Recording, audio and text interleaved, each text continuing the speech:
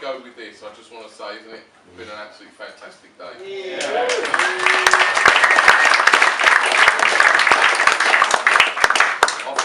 I've been pinching myself since yesterday when we had a really nice time in Chelmsford at the registry office, where some of you may not know, but they actually got married yesterday, and we had a really great time where we could get to know some of the inner family even better than we did before. So it was great to meet the grandparents and obviously the opposition, mum and dad, and they're all right.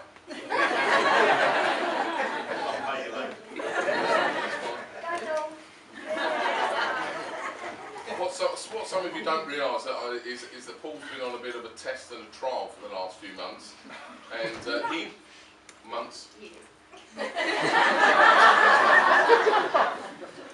I've asked Jessica to help me as much as she wants. In fact, no, I didn't. You're just doing it, aren't you? She is a chip off the block. Help and encourage me. But no, it's really, really good to I mean, it's just whizzing by. It's one of those things, isn't it? You sort of look forward to something in life, and then suddenly it's all whizzed by in a flash. But fantastic day yesterday, and it meant that we could really sit around yesterday afternoon and really contemplate what it was that Jessica and Paul were entering into. And then today, it's just been a celebration right from the word go. You know, it's been a real joy to be part of this journey, and I've promised Jessica that at this point in my life, I'm not going to get emotional. But in saying that, I just did. For some of you, you won't realise that there are certain people in this room with a book running, and I'm determined to get to the end of this without a tear dropping, because then do I take all the bets? Is it all right? No, I've got you not to cry, so. Who's got me? Who's that, you, Luke? I better get back to this. I've written my speech this morning. For those of you that have ever written a speech, you realise actually it can get quite difficult. I'm somebody that normally likes to speak quite ad lib. I like a bit of banter. And but on this occasion, I've tried to do a bit of research as to what exactly it is I'm supposed to say. And do you know what? I've got rid of all that, and I rewrote it this morning. So you can bear with me, and I'll try and be funny, lads. Okay? So it really is great to welcome you all here on behalf of my lovely darling wife, Linda.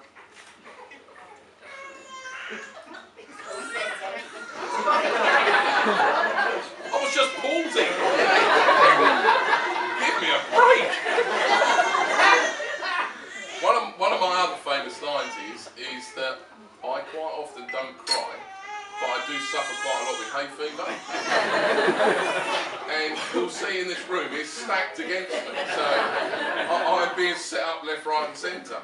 But back to a little script. So it's been great to welcome you here on behalf of myself, my lovely wife, Chris and Dawn. And as I said to you, yesterday we had a great day. If I get like this and I'm skipping bits, it's because I know what I'm about to say will make me emotional.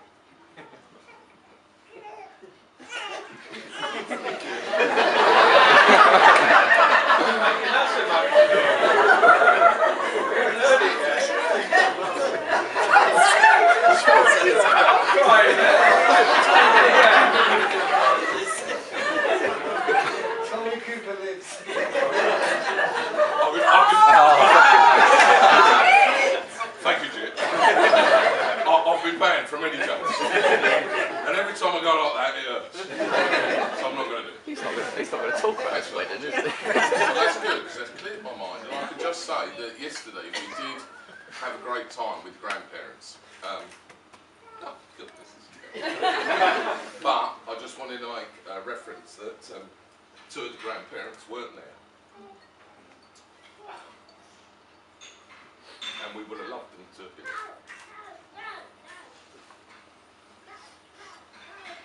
And their names were Will and Jess. Look at that. No tears on that bit. So yesterday at 2 o'clock, Monday the 24th of October, Miss Jessica Ann Norton became Mrs. Jessica Ann Haynes. And we, as family, are both behind you. We want it to be an absolute blessing. We loved your vows today, and I hope you all were listening, because they were very personal. They did take some time in making sure that the words they said to each other. The one thing I particularly had the absolute privilege of doing was looking at them as they were saying them to each other, and I hope you agree with me, they were very, very genuine. When you can look into somebody's eyes like they were doing and saying the things that they were doing, I think that's going to be a really good start for both of you.